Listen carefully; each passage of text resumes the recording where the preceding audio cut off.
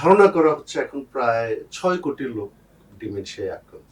প্রথম কথা হলো সে ব্যক্তির যত্ন নেওয়া। বাইরের লোক তারা অবশ্যই বলবে যে এই বাসায় একজন পাগল আছে।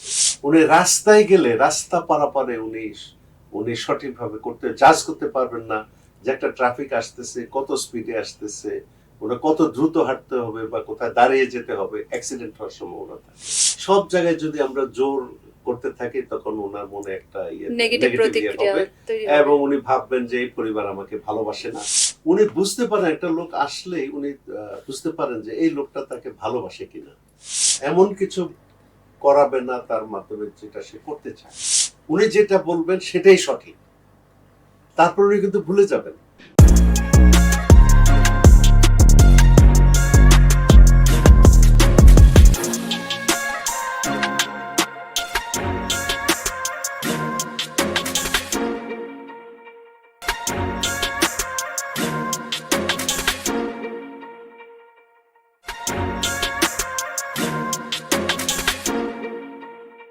ডিমেনশিয়া এটা শুধুমাত্র একটি রোগ নয়, এটা ধীরে ধীরে একটি পরিবারকে, একটি সমাজকে এবং একটি রাষ্ট্রকে প্রভাবিত করে। গত এপিসোডে আমাদের মাঝে অতিথি ছিলেন মেজর জেনারেল জীবন কানাই দাস।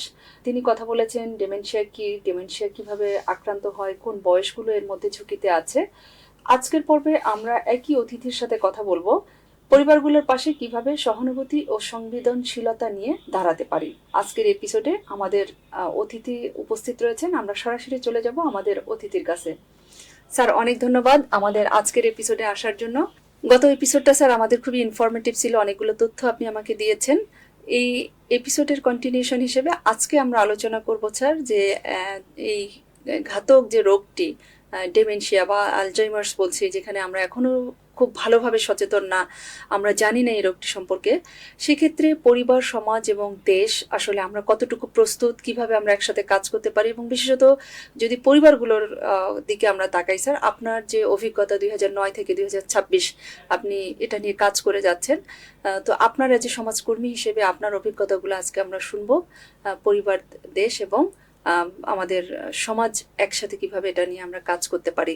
তার আগে স্যার একটু খুব ছোট্ট করে আমি জানতে চাই আপনার কাছ থেকে যে একটু আমাদের এখন যে গ্লোবাল যে কনটেক্সট এবং আমাদের ন্যাশনাল যে কনটেক্সটটা, এটার কি অবস্থায় আছে এবং কি পরিমাণ ডিমেনশিয়া রোগী এ মুহূর্তে আমরা দেখতে পাই বা তথ্য পাই, এবং এটা প্রজেকশনটা কি স্যার, সামনের দিকে এটা প্রজেকশন কেমন হতে পারে, বিশেষত আমরা যারা মধ্য আয়ের দেশে আছি তাদের জন্য প্রজেকশনটা কোনো উন্নত দেশ থেকে ডিফার করবে কিনা। ধন্যবাদ আপনাকে আমাকে আবার সুযোগ দেওয়ার জন্য, এবং আপনার মাধ্যমে আপনার দর্শক শ্রোতাদেরকে আমি শুভেচ্ছা সালাম জানাচ্ছি। আমি প্রীত যে এই ধরনের একটা সাবজেক্টে আপনি এত গুরুত্ব আরোপ করে থাকছেন। যদি বিশ্ব কনটেক্সটে আমরা বলতে চাই, পৃথিবীতে এখন প্রায় 8 বিলিয়ন লোক আছে। ধারণা করা হচ্ছে এখন প্রায় 6 কোটি লোক ডিমেনশিয়ায় আক্রান্ত। আর যদি আমরা বাংলাদেশে আসি, আমাদের ধারণা 9 থেকে 10 লক্ষ লোক, বা কেউ কেউ বলে থাকেন 11-12 লক্ষ লোক হতে পারে। আমরা সঠিকভাবে এটা জানি না। তবে যদি আমরা 2050-এর দিকে তাকাই, অর্থাৎ আজ থেকে 25 বছর পরে, তাহলে নিশ্চিন্তভাবে বলা যায় যে বাংলাদেশে তখন প্রতি 90 জন বিশ্বে আক্রান্ত আলজাইমার্সের একজনকে পাওয়া যাবে বাংলাদেশে। অর্থাৎ আমরা এত বেশি সংখ্যা, অর্থাৎ 2.5 মিলিয়নের মতো লোক তখন আক্রান্ত হবে, এবং ঘরে ঘরে তখন দেখা গেল যে একজন ডিমেনশিয়া রোগী আছে। তারপরে আমরা আসি যে 2012 সনে আলজাইমার ডিজিজ ইন্টারন্যাশনাল একটা পাবলিশ করেছিল যে তখন বিশ্বে প্রতিটি রোগীর জন্য গড়ে প্রায় বছরে $18,000 খরচ হতো। সেই হিসাবে তখনকার বৈশ্বিক খরচ ছিল প্রায় $600 বিলিয়ন, যেটা ছিল টার্কির গ্রস ন্যাশনাল ইনকামের সমান। এখন তো এটা আরো অনেক বেড়ে গেছে, দিন দিনে এই চাপটা বাড়ছে। আর গবেষণার কথা যদি বলি, গবেষণা কিন্তু হচ্ছে, বিশ্বব্যাপী অনেক গবেষণা হচ্ছে। সেই গবেষণায় আমরা কিন্তু এখনো কোনো হেডওয়ে পাইনি, অর্থাৎ নির্দিষ্ট করে আমরা কোনো ঔষধ যে আলঝাইমার্স রোগ বা অন্য কোনো ডিমেনশিয়ার জন্য একটা কোনো ঔষধ এটা আমরা পাইনি। ফুড অ্যান্ড ড্রাগ অ্যাডমিনিস্ট্রেশন আমেরিকার একটা কি দুইটা ওষুধ দিয়েছে, সেগুলোর দামও যেমন বেশি, তেমনি এফিকেসি নিয়ে আমাদের প্রত্যেকের একটা ডাউট রয়ে গেছে। এটা কি স্যার এটা সব দেশে বা সব জায়গায় কি এটা অ্যাভেলেবেল, যে ড্রাগটা দিয়েছে আমেরিকানরা? না, সেই ড্রাগটা অনেক দাম এবং এটা আমেরিকাতেই সাধারণত পাওয়া যায়, আমাদের দেশে এটা পাওয়া যায় না। আর এত দাম দিয়ে আমার মনে হয় না কেউ খাওয়াবে তার সংশ্লিষ্ট ব্যক্তিকে যখন জানবে যে এটার ব্যাপারে সুনিশ্চিত ফলাফল পাওয়া যাবে না। আর আরেকটা জিনিস হলো যে এই কোন সময়ে খাওয়াবে, সেটাও একটা ইম্পর্টেন্ট জিনিস। শেষ পর্যায়ে এসে খাওয়ালে কোনো লাভ হয় না। আর আমি যেটা বারবার গুরুত্ব আরোপ করছি সেটা হলো যে আমাদের টেস্ট, অর্থাৎ পরিবার যখনই জানবে যে একজন লোক যেন অস্বাভাবিক ব্যবহার করছে, ওই ডাউট নিয়ে তারা চিকিৎসকের কাছে যাবে এবং এমন চিকিৎসকের কাছে যাবে যে চিকিৎসক সাধারণত বাংলাদেশে সবগুলি নাই। একটা হলো যে আমরা সিটি পেট স্ক্যান করবে, এটাও তো স্যার বোধহয় খুবই রেয়ার কিছু। আরেকটা হলো যে স্পাইনাল ইয়ে করে যে ব্লাড টেস্ট করে যে ইয়েটা করা হয় সেটাও করতে পারে। আর এই টেস্টগুলো বাংলাদেশে মানে অ্যাকিউরেট ইয়ের জন্য, অ্যাসার্টেনের জন্য এখনো বাংলাদেশে সাফিশিয়েন্ট না। তো আমাদেরকে থাকতে হবে ওই স্পেকট্রামে যেখানে আমরা সেবা যত্ন করে, দেখাশোনা করে, প্রিভেন্টিভ পদক্ষেপ নিয়ে আমরা এই রোগটাকে আমরা ট্যাকল করতে পারি। অনেক ধন্যবাদ স্যার। আপনি গত পর্বে স্যার অনেকগুলো ডিমেনশিয়ার স্ট্যাটাস বলেছিলেন, মানে স্টেট বলেছিলেন। তো আমার কাছে যেটা মনে হয়েছে যে ভাস্কুলার ডিমেনশিয়া, এটা হয়তো আমরা খুব ইজিলি এই শব্দটা বা এই অবস্থাটার কথা আমরা জানি বা শুনতে পাই।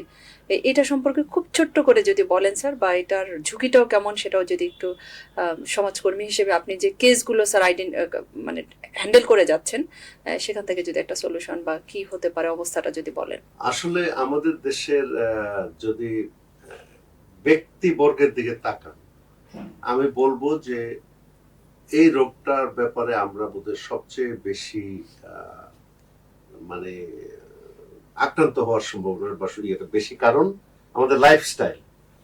আমাদের অধিকাংশ লোকের, অধিকাংশ না অনেক, মানে দিন দিন আমাদের বেড়ে যাচ্ছে ডায়াবেটিস, হাইপারটেনশন, এবং অনেক লোকের এই সেডেন্টারি লাইফস্টাইল লিড করার মানে প্রবণতা।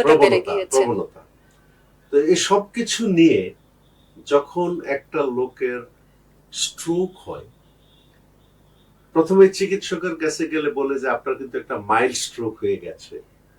মাইল্ড স্ট্রোকের মানেই হলো স্ট্রোক হয়ে গেছে, এটা মাইল্ড, কিন্তু এটা কিছু ব্রেইনের একটা আঁচড় দিয়ে গেছে, ড্যামেজ করে গেছে। এইভাবে যখন দুইটা বা তিনটা স্ট্রোক যখন হবে, তখন সে অন্য ফিজিক্যাল কন্ডিশন কি জানে না, মেমোরি তার এফেক্ট হবে, ব্রেন এফেক্ট করবে, মেমোরি এফেক্ট হবে, এবং এই ডিমেনশিয়াটাই আমরা বলি ভাস্কুলার ডিমেনশিয়া। এবং এটা প্রকোপ আমি মনে করি যে বাংলাদেশে বেশি হওয়ার সম্ভাবনা বেশি। তথ্য স্যার বলছে যে মধ্য আয়ের দেশগুলো সবচেয়ে বেশি ঝুঁকিতে ডিমেনশিয়া, আলজাইমার্স এই ধরনের রোগগুলোর ক্ষেত্রে। অনেক ধন্যবাদ স্যার। আমরা যেটা জানছি যে এই রোগটা হচ্ছে নীরব একটা যুদ্ধ, যেটা পরিবারগুলো, যেহেতু আপনি বললেন যে ট্রিটমেন্ট স্ট্যাটাসটা আমরা ওইভাবে এখন পর্যন্ত আমাদের দেশে বা বিশ্বের কোথাও ওইভাবে নেই। উন্নত দেশগুলো হয়তো কিছু ট্রিটমেন্ট দিচ্ছে যেটার আসলে আলটিমেট ডেস্টিনেশন, ফিক্সড কোনো ডেস্টিনেশন নেই। তো সেক্ষেত্রে স্যার এই যে পরিবারগুলো যে সাফার করছে বা এটাকে আমরা নীরব যুদ্ধ বলছি, পরিবারগুলোর জন্য আমরা কি মেসেজ দিতে পারি বা পরিবারগুলোর পাশে কিভাবে দাঁড়াতে পারি, বা পরিবারের করণীয় কি যারা কেয়ারটেকার হিসেবে এই ডিমেনশিয়া আক্রান্ত ব্যক্তিটিকে নার্চার করছে? আসলে আমরা এই বিষয়ে দারুণভাবে, আমি অজ্ঞ বলবো না, অর্থাৎ আমাদের তথ্য নেই বা অনভিজ্ঞ আমরা।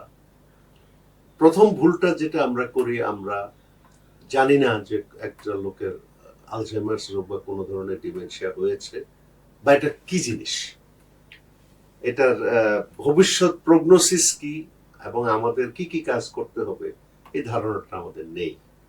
আমরা স্যার উইলিয়াম বেভারেজ ফাউন্ডেশন থেকে এই যে এই লিফলেটটা করে আমরা 3 বছরের একটা dementia awareness campaign in Bangladesh আমরা করেছিলাম, এবং এতে আমরা চেষ্টা করেছি জেলা পর্যায়ে পর্যন্ত ইয়ে করতে, রিচ আউট করতে।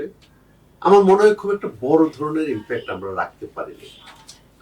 এখন পরিবারে কিছু কিছু ব্যক্তিকে আমরা পাচ্ছি তারা খুব সচেতন, তারা গুগলে গিয়ে বা Search তার সাথে করছে। আলাপ টালাপ করে টরে তারা বুঝতে পারছে যে সিমটম গুলো মনে হচ্ছে এই ব্যক্তিটির স্বাভাবিক নয়। ডিমেনশিয়া হয়েছে। তখন তারা যায়, এবং এই যে আমরা এখানে আমরা বলেছি যে আমাদের সাথে যোগাযোগের একটা ঠিকানা আমরা বলে দিয়েছি। আমরা কি করি, আমরা সাধারণত আমরা ওই ব্যক্তিটিকে কাউন্সেলিং করে থাকি, প্লাস চিকিৎসক যদি হয় আমরা কোন চিকিৎসকের কাছে তাদের যাওয়া উচিত বা ভবিষ্যতের কি কি জিনিস করণীয় সেই সম্পর্কে তাদেরকে আমরা বলে থাকি। আরো যে জিনিসটা বলে থাকি, বিভিন্ন পর্যায়ে তাকে ঘিরে যে সতর্কতামূলক ব্যবস্থা নিতে হবে সেগুলো আমরা বলে থাকি। পরিবারের এখানে কিন্তু অনেক দায়িত্ব।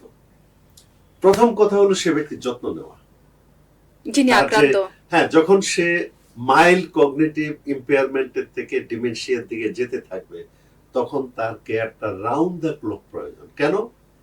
সে তার পূর্বের মেমোরি নিয়ে কাজ করতে থাকবে, অর্থাৎ তার তো ওই যে লাস্ট ইন ফার্স্ট আউট যেটা আছে, পরবর্তী যে সময় যে সমস্ত মেমোরি বা স্মৃতিগুলো তার যুক্ত হয়েছে সেগুলো আগে বের হয়ে যাবে। সে রাত্র 3টার সময় উঠে বিভিন্ন জিনিস খুঁজতে থাকবে, না পেয়ে পেয়ে পেয়ে সে আবার হতাশ হয়ে যাবে। হতাশা তাকে দারুণভাবে এফেক্ট করে। আর আরেকটা জিনিস হলো, আমরা পরিবারের লোকজন বুঝতে পারি না আসলে লোকটা কেন এই ধরনের বিহেভিয়ার বা ব্যবহার করছে। আচার করছে। তখন তার সাথে আমাদের একটা কনফ্লিক্ট হয়। প্লাস উনি যে ভাষা ব্যবহার করেন, যেহেতু উনি শব্দ চয়নে দুর্বল, ওনার ভাষাটা তখন সবার গ্রাহ্য হয় না, এবং অনেকে এটা কিন্তু অস্বাভাবিক রকমের সিচুয়েশন মনে করে তার সাথে দুর্ব্যবহার করে থাকেন। এবং যে জিনিসটা আসে পরিবার এবং সমাজ, সেখানে হলো যে আমরা যেহেতু ধারণা করছি উনি মানসিক রোগে আক্রান্ত, কেউ কেউ পাগলও বলে থাকে, আবার বাইরের লোক তারা অবশ্যই বলবে যে এই বাসায় একজন পাগল আছে, নট নোয়িং যে আসলে তার সিচুয়েশনটা কি। তখন পরিবারে একটা দোষে দুষ্ট বা আক্রান্ত, সেটা হলো স্টিগমা, যে আমরা নিন্দনীয় জিনিস যেটা আমরা বলি, সেই জিনিসটা নিয়ে আমরা অনেক ভাবিত হই যে আসলে আমার এই ব্যক্তিটিকে নিয়ে বাইরে গেলে লোক কি মনে করবে, আমাদের সম্পর্কে কি ভাববে, এ নিয়ে অনেক ভাবনা অর্থাৎ আমাদের মানসিক থাকে। দ্বিধাদ্বন্দ্বে তারা আমি ভুগছেন। নেগেটিভ সাইডটা বললাম, আমি এবার একটু পজিটিভ সাইডটা আমি পরিবারের দিক থেকে বলতে চাচ্ছি। প্রথম কথা হলো যে ওনার যে ডিটোরিওরেশনটা হবে, অর্থাৎ উনি যে যিনি অবস্থা আক্রান্ত। পরিবর্তন হবে, সেটা কিন্তু একটা স্পিডে হয় না, হঠাৎ হতে পারে। সেজন্য আমরা পরিবারকে বলে থাকি যে প্রথমত ওনার যে সিগনেচার আছে, এই সিগনেচারটাকে আপনারা ওনার ব্যাংক অ্যাকাউন্ট বা কোনো প্রপার্টি কোনো মালিকানা থাকলে আপনারা ডাবল সিগনেচারে করে ফেলেন, যাতে করে মানে যে কোনো একজনের যদি হয়, উনি না করতে পারলে আরেকজন যাতে সিগনেচার করে কাজগুলো চালিয়ে যেতে পারে। এবং ওনার যে প্রপার্টি গুলো ওনার নামে আছে সেগুলোর জন্য উপযুক্ত নমিনি নির্ধারণ করে রাখা হয় যেতে পারেন। এটা কিন্তু উনি সাধারণত করতে চাইবেন না। যদি ওই কন্ডিশন ওইরকম খারাপের দিকে যায় তখন উনি করতে, এটা আমাদের অভিজ্ঞতা করতে চাচ্ছেন না। এটা হলো এক ধরনের চলাচলের ইয়ে। ওনার যেহেতু ভিশিও স্পেশিয়াল প্রবলেম, অর্থাৎ উনি জাজমেন্টের প্রবলেম আছে, যে উনি লেভেল সঠিকভাবে উনি যাচাই করতে পারেন না, সেই জন্য সিঁড়িতে উঠানো নামানো জিনিসটা অত্যন্ত সতর্কভাবে করতে হবে। উনি রাস্তায় গেলে রাস্তা পারাপারে উনি সঠিকভাবে জাজ করতে পারবেন না যে একটা ট্রাফিক আসতেছে কত স্পিডে আসতেছে, ওরা কত দ্রুত হাঁটতে হবে বা কোথায় দাঁড়িয়ে যেতে হবে, অ্যাক্সিডেন্ট হওয়ার সম্ভাবনা থাকে। আর আরেকটা হলো উনি একাকী যদি বের হয়ে যান তাইলে হয়তো উনি ফেরত আসতে পারবেন না। আর ওনার যেহেতু শ্রবণ শক্তি এবং দৃষ্টিশক্তি এফেক্ট হয়ে যেতে পারে, সেই জন্য উনি গাড়ির শব্দ বা কোনো কিছু উনি নোটিস করতে পারবেন না, অ্যাক্সিডেন্ট করবেন। তো এই ধরনের অ্যাক্সিডেন্ট হওয়ার সম্ভাবনা আছে। অ্যাক্সিডেন্ট হলে জিনিসটা কমপ্লিকেটেড হয়ে গেল। তারপরে খাওয়া দাওয়া চলাচল, যেমন উনি অনেক কিছু খেতে চাইবেন না, আমরা জোর করে খাওয়াতে চাইবো, উনি গোসল করতে চাইবেন না। সব জায়গায় যদি আমরা জোর করতে থাকি তখন ওনার মনে একটা নেগেটিভ নেগেটিভ প্রতিক্রিয়া হবে তৈরি এবং হবে। উনি ভাববেন যে এই পরিবার আমাকে ভালোবাসে না, আমাকে এর থেকে মুক্তি পেতে হবে, উনি বাড়ি থেকে বের হয়ে যাবেন। সেক্ষেত্রে স্যার এরকম কি আপনি যেহেতু লম্বা সময় কাজ করেছেন এরকম কোনো ঘটনা দেখেছেন যে তারা সুইসাইডাল অ্যাটেম্প নিতে পারে? জাস্ট আপনার কথা প্রসঙ্গে আমার আসলো, যেহেতু অনেকগুলো জায়গা তার মধ্যে ইম্প্যাক্ট ক্রিয়েট করছে, রোডঘাট চেনেন না, খাওয়া দাওয়াটা তার মতো করে না হলে উনি ইরিটেট হয়ে যাচ্ছেন, বা পরিবারের প্রতি এক ধরনের বিদ্বেষ মনোভাব তৈরি হচ্ছে, এরকম কোনো ঘটনা কি ঘটার সুযোগ বা ঝুঁকি আছে কিনা? আমি অনেক ঘটনা বলতে পারি আমার কাউন্সেলিং ক্যারিয়ারে। আমি তো কাউন্সেলিং করে থাকি, আমার কাউন্সেলিং ক্যারিয়ারে প্রায় 150 রোগীর আমি কাউন্সেলিং করেছি যারা বিভিন্ন ডেমেনশিয়া জেলায়, বা বিভিন্ন পর্যায়ে ডিমেনশিয়া বিভিন্ন পর্যায়ে আক্রান্ত সেই ফ্যামিলিগুলোকে।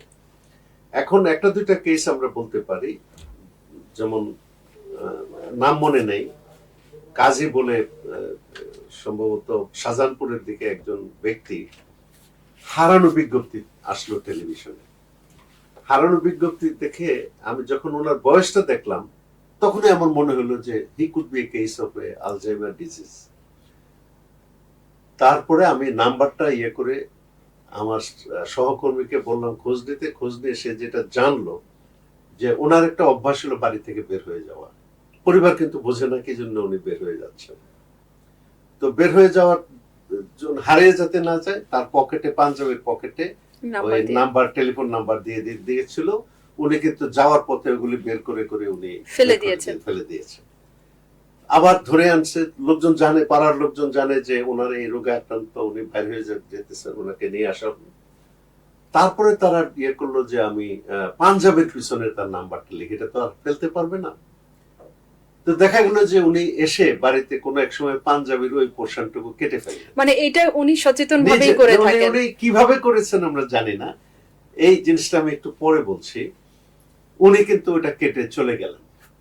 চলে যাওয়ার প্রেক্ষিতে আর তাকে পাওয়া যাচ্ছিল না। এটা এক ধরনের আমরা বলছি। আরেক ধরনের হলো দুই মেয়ের বাবা। তো পরিবারে যেহেতু উনি অস্বাভাবিক আচরণ করছেন, মেয়েরা এবং মা মিলে একটা ধারণা নিল যে তোমার বাবা কিছু একটা হয়ে গেছে, রোগে আক্রান্ত, সেটা তারা জানেন না। তো তাদের বিহেভিয়ারটা ছিল মানে ওনার আগ্রহ, ইন্টারেস্টের উল্টো দিকে। তো উনি যেহেতু স্বাভাবিকভাবে ভাবেন যে এই পরিবারে আমার স্থান যথাযথ নেই এবং এরা আমাকে আদর স্নেহ ভালোবাসা যা আমার পাওনা তা দিচ্ছে না, আমার এর থেকে বের হয়ে যাওয়া উচিত, বের হয়ে যান। আরেক কাজ যেটা করলেন সেটা হলো ওনার যে মালিকানার যে প্রপার্টিটা ছিল, বিজনেস এন্টিটিটা, উনি তার এক সহকর্মীকে উনি এটা উইল করে দিয়ে লিখে দিয়ে। এটা কি স্যার পরিবারের অজান্তে? কারণ উনি তো জানাবেন না। এইখানে একটা জিনিস বলতে হয় যে একটা ব্যক্তির কন্ডিশন যতই খারাপ হোক, দুইটা জিনিস তার শেষ পর্যন্ত প্রায় অটুট থাকে। একটা হলো তার নিরাপত্তা সংক্রান্ত বিবেচনাবোধ, মানে তাকে কেন্দ্র করে। অর্থাৎ যখন আমি ডকুমেন্টটা সাইন করতে বললাম যে এটা একটু সাইন করে দেন, সে মনে করে যে তার এই মালিকানা নিয়ে যাবে, সে রাস্তায় দাঁড়িয়ে যাবে, তার কোনো সাপোর্ট থাকবে না, কেউ তাকে দেখাশোনা করবেন, উনি করতে চান না। আরেকটা হলো ভালোবাসা। উনি বুঝতে পারেন একটা লোক আসলেই উনি বুঝতে পারেন যে এই লোকটা তাকে ভালোবাসে কিনা। যে লোকটা জানে যে এখানে এসে দেখালো সে খুব যত ভালোবাসে, এটা করে ওই করে, অনেক সুন্দর সুন্দর মিষ্টি কথা বললো, এবং বাইরে যে এসে বদনাম করবে, উনি এই লোকের থেকে অন্যদিকে তাকিয়ে থাকেন। তো এই ধরনের আমরা দেখেছি। স্মৃতিশক্তি বিহীন মানুষের বিহেভিয়ার কোনো ফর্মুলা দিয়ে যাচাই করা যায় না, এবং পরিবারকে এই ব্যাপারে খুবই সচেতন হয় যে উনি পরবর্তী পদক্ষেপটা কি নিতে পারেন সে ব্যাপারে সজাগ থাকেন। অনেক ধন্যবাদ স্যার, আপনি মাঠ পর্যায়ের যে অভিজ্ঞতাটা শেয়ার করলেন, এটা হয়তো যারা যেসব পরিবারে এই ধরনের পেশেন্ট আছে তাদের জন্য অনেক উপকার করবেন। অনুমতি দিলে আমি আমার একটা এপিসোড বলবো, যেটা যারা এই রোগে আক্রান্ত রোগীদের ব্যাপারে যাদের সংবেদনশীলতা নাই, তারা এটা ভালো করে অনুধাবন করতে পারবেন ভবিষ্যতে। 2015 সনের দিকে আমার কাছে আসলো গাজীপুর থেকে এক বোন এবং তার ভাই। বোনের বয়স প্রায় 60-এর কাছে, আর ভাইয়ের বয়স 34 বছর। 4 বছর আগে, অর্থাৎ তার বয়স যখন 30, তখন তাকে নিয়ে গেছিল Christian military college Vellore, Bharat. তাকে সেখানে তারা টেস্ট করে কনফার্ম করলো যে এই ব্যক্তি লিউই বডি ডিমেনশিয়া। সে বিবাহিত ছিল, ব্যাংকে চাকরি করত, তার এক কন্যা সন্তান ছিল। যখন তার এই অস্বাভাবিক আচরণ, তখন তার স্ত্রী কন্যা সন্তান নিয়ে সটকে পড়েছে। এই বড় বোন, বিধবা বোন, তাকে দেখাশোনা করছে। এখন বিধবা বোনের বয়স 57-58, তার বয়স 34। তার আগামী দিন 10 বছর পরে তাকে কে দেখাশোনা, যখন তার কন্ডিশনটা আরো খারাপ হবে, ডিটেরিয়রেট করবে, তার বোন যখন আর পারবে না, তখন তাকে কে দেখাশোনা করবে? এটাই সবচেয়ে বড় প্রশ্ন আমাদের কাছে, পরিবারের কাছে, সমাজের কাছে, রাষ্ট্রের কাছে। স্যার, আরেকটা বিষয় একটু আমরা বোধহয় আমাদের পরিবারে যিনি আসলে তাকে টেক কেয়ার করছেন, তাদের ক্ষেত্রে আপনারা কোনো কাউন্সিলিং সিস্টেম রেখেছেন কিনা? কারণ যিনি আক্রান্ত উনি তো অনেক কিছু ভুলে যাচ্ছেন বা তার স্বাভাবিকতা থাকছে না, কিন্তু যিনি ম্যানেজ করছেন তার জন্য তো একটা বড় দুর্যোগের মধ্য দিয়ে উনি যাচ্ছেন। তাদের জন্য স্যার ব্যবস্থাপনা কি, আসলে কি ধরনের ব্যবস্থাপনা সামাজিকভাবে হতে পারে অথবা রাষ্ট্রীয়ভাবে এই ধরনের কোনো ব্যবস্থাপনা আছে কিনা? আমরা প্রথমে পরিবার পর্যায়ে বলি। আমার প্রতিষ্ঠান স্যার উইলিয়াম বেভারেজ ফাউন্ডেশনে, আমরা তো যেহেতু এটা নিয়ে কাজ করি, আমাদের যে সহকর্মী, আমরা এই ধরনের ক্ষেত্রে তাকে তো প্রশিক্ষণ দেই। আরেকটা জিনিস হলো আমরা যেটাকে বলি পার্সন সেন্টার্ড কেয়ার, পিসিসি, অর্থাৎ ব্যক্তি বিশেষের যে কেয়ারটার প্রয়োজন, সেই কেয়ারটা আমরা নোট করি, তাকে সেই বিষয়ে আমরা সচেতন করি, তাকে প্রশিক্ষণ দেই। যেমন আমি দু একটা কথা বলি, আমরা সবাই সবসময় যে রোগীকে প্রথমে তুমি এমন কিছু করাবে না তার মাধ্যমে যেটা সে করতে চায় না, পছন্দ করছে না, এটা করবে, জোর করে এটা করবে না। কোন জিনিসটা তার ভালো লাগে সেই জিনিসের থেকে তুমি সেখানে শুরু করো। তারপরে ওনার অনেক কথাই তোমার ভালো, যেমন উনি অনেক আজগুবি কথা বলে থাকেন যে আমি না ওই জিনিসটা দেখি, ডিলিউশন, হ্যালুসিনেশন, এইসব জিনিসে এফেক্ট করে, তো এই আজগুবি গল্প উনি বলতে থাকবেন, এগুলি শুনে থাকবে, এগুলি না করবে না বা কন্টেস্ট করবে না। পরিবার এবং তাকে ঘিরে আরেকটা জিনিস হলো, যেটা সবসময় আমরা বলি ব্যক্তিকে না, জিনিসটা না করা। উনি যেটা বলবেন সেটাই সঠিক, তারপর উনি কিন্তু ভুলে যাবেন। যেমন এখানে স্যার ওই যে শিশুদের মতো একটা গাইডেন্স, রাইট। যেমন আমরা এক পরিবারে ছিল যে উনি খেয়ে বলেছেন যে এই বৌমা তুমি তো আমাকে খাবার দিলে না। তখন আমরা তার পরিবারকে বলেছি আপনি স্ট্রেট বলবেন না তোমাকে না একটু আগে খাবার দিছি, এত খাই খাই করো কেন বা ইত্যাদি, না। This is not approach. Approach হবে, ও আপনি খাননি, আচ্ছা দাঁড়ান দাঁড়ান আমি আপনার জন্য খাবার নিয়ে আসতেছি। তো একটা প্লেটে কিছু মুড়ি এনে দিয়ে আপনি এখন এটা খান, আমি কিন্তু আপনার জন্য ভাত বসিয়ে দিয়েছি, খাবার হলে আপনাকে তখন, অর্থাৎ একটা হোপ দিয়ে রাখা, তাকে না বলা, এক্সাইটেড, উত্তেজিত না করা, শান্ত রাখা। তখন উনি নিজে নিজে এটা ভুলে যাবেন। সবকিছু, যেমন আমরা যখন ডিমেনশিয়া ফ্রেন্ডলি অ্যাকোমোডেশন করি, অস্ট্রেলিয়াতে এটা আমরা দেখে আসছি, যে সে বের হয়ে যাচ্ছে তার ইয়ের থেকে, রুমের থেকে, বাগানে গেল, বাগানে যে কাজটা সেরে সে রাস্তা দিয়ে চলে আসলো, রাস্তাটা এমন ভাবে করা যে সে আবার কিন্তু ঘরের মধ্যে ঢুকে গেল, সে মনে করবে আমি অন্য কোনো জায়গায় এসেছি। তো এই অর্থাৎ আমাদেরকে এই সব বিষয়ে খুব সংবেদনশীল হতে হবে এবং ব্যক্তিকেন্দ্রিক সেবা আমাদেরকে দিতে হবে, কারণ প্রত্যেক দুইজনের কিন্তু কন্ডিশন, ফিজিক্যাল মেডিকেল কন্ডিশন এক না। স্যার, এক্ষেত্রে আসলে আমাদের যদি বলি যে ব্যক্তিগতভাবে হয়তো পরিবারের যিনি তিনি সাপোর্ট দিচ্ছেন, কেয়ার টেকার হিসেবে বা কেয়ার গিভার হিসেবে যিনি সাপোর্ট দিচ্ছেন, এই সাপোর্ট দিতে যেহেতু সে বার্ন আউট হয়ে যাচ্ছে, তো তার এই বার্ন আউট ম্যানেজমেন্টটাকে ইনিশিয়ালি আপনারা যখন কাউন্সিলিং করছেন কিভাবে তাকে ম্যানেজ করার একটা পরামর্শ দিচ্ছেন স্যার? অথবা যারা আপনাকে শুনছেন আজকে আপনার পর্যন্ত আসার সুযোগ হয়নি, তাদের জন্য একটা ছোট্ট গাইডেন্স দেবেন কিনা?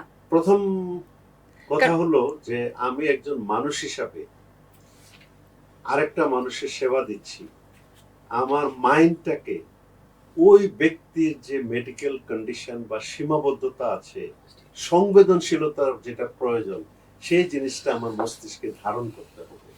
আমি যদি শুধু আমার কাগজে লেখা এই সেবাগুলি আমার করতে হবে, আমি এটা করতে হবে বলে করছি, তাহলে কিন্তু সে বার্ন আউট বেশি হবে। তাকে সে যদি ভালোবাসা দিয়ে, আদর দিয়ে, সহানুভূতির সাথে যদি সেবার কার্যক্রমটা করে থাকে, ধৈর্যের সাথে, তাহলে কিন্তু সে বার্ন আউটটা কম হবে। আর ফ্যামিলি এবং যারা সেবা প্রদানকারী অর্গানাইজেশন, তাদের দেখতে হবে যে তার ফিজিক্যাল মেন্টাল কন্ডিশন থেকে তাকে দরকার হলে সরিয়ে এনে অন্য কাউকে তখন দিতে হবে। মানে রিপ্লেসমেন্টটা খুব Replacement করতে হবে।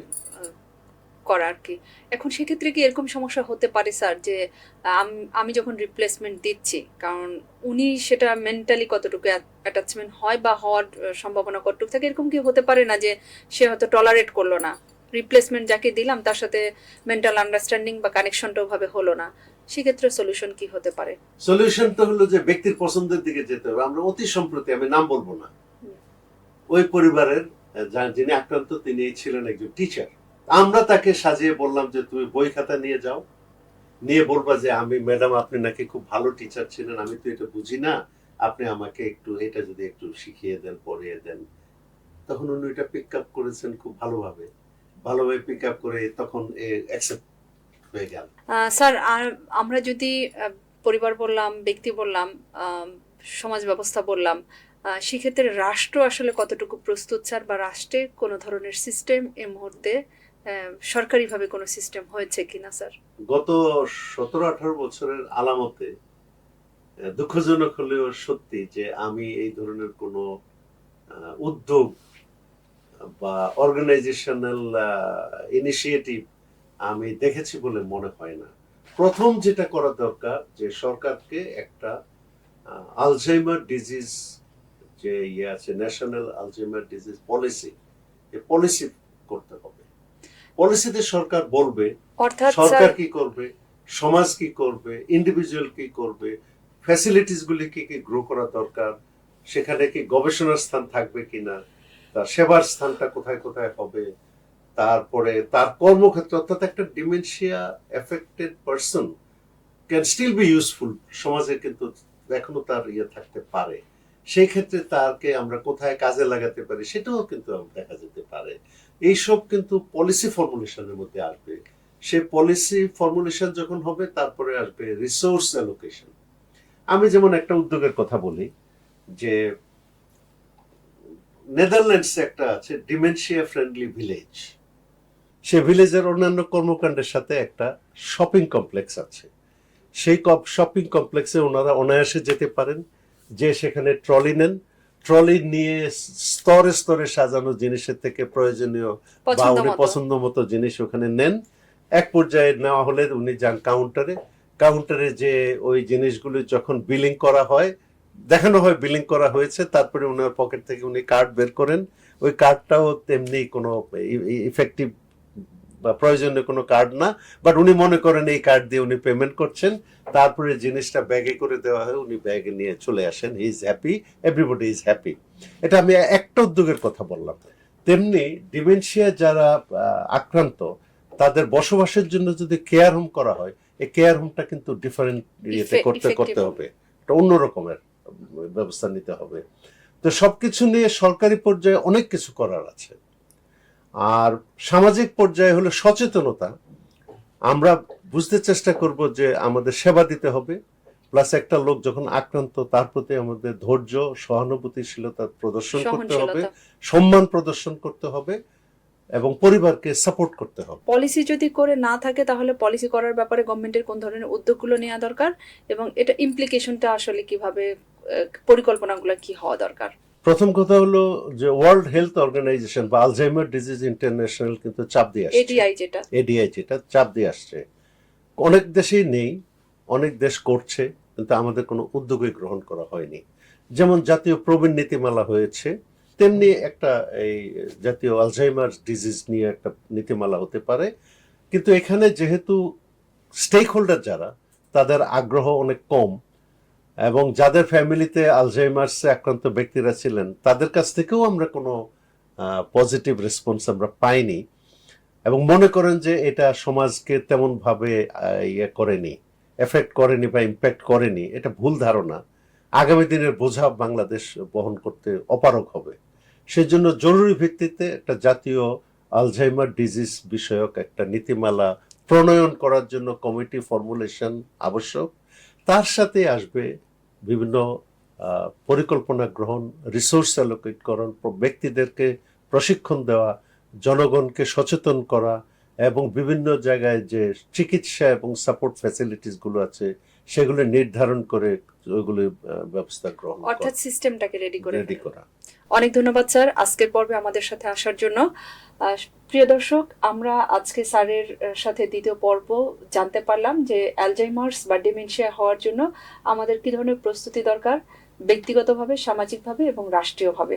দ্বিতীয় পর্বে আমরা জানতে পেরেছি ডিমেনশিয়াটা কিভাবে আমরা প্রতিরোধ করতে পারি ব্যক্তিগত দিক থেকে, সামাজিক দিক থেকে, এবং আমাদের রাষ্ট্র কি ধরনের ব্যবস্থা বা পদক্ষেপ নিতে পারেন। এখনো আমরা পিছিয়ে আছি, বাট ওয়ার্ল্ড ওয়াইড যেহেতু এই কাজটি চলছে, সেই ব্যাপারে বাংলাদেশ সাথে উদ্যোগী হয়ে এই কাজটি করবেন। যেহেতু আমাদের রাষ্ট্রীয় কোনো ব্যবস্থা নেই, আমরা ব্যক্তিগতভাবে কিভাবে এর প্রতিরোধ তৈরি করতে পারি, এবং আমাদের পরিবারে যারা আছেন, যারা ডিমেনশিয়া, আলজাইমার্স অথবা ভুলে যাওয়া যে অবস্থাতেই থাকি, সেই জায়গাগুলো থেকে কিভাবে আমরা ব্যক্তিগতভাবে উদ্যোগ নিতে পারি, কোন বয়স থেকে নিতে পারি আমাদের সুস্থ স্বাভাবিক জীবনযাপন করার জন্য এবং ডিমেনশিয়ার এই প্রতিরোধ করার জন্য। পরবর্তী পর্বে আবার দেখা হবে আমাদের ব্যক্তিগত উদ্যোগে কিভাবে আমরা প্রিভেনশন নিতে পারি এই আলোচনার জন্য, এবং এটি হবে আমাদের জন্য সর্বশেষ আলোচনা স্যারের সাথে। সবাই ভালো থাকবেন, সুস্থ থাকবেন, নিউট্রিয়েন্ট কেয়ারের সাথেই থাকবেন। অনেক ধন্যবাদ।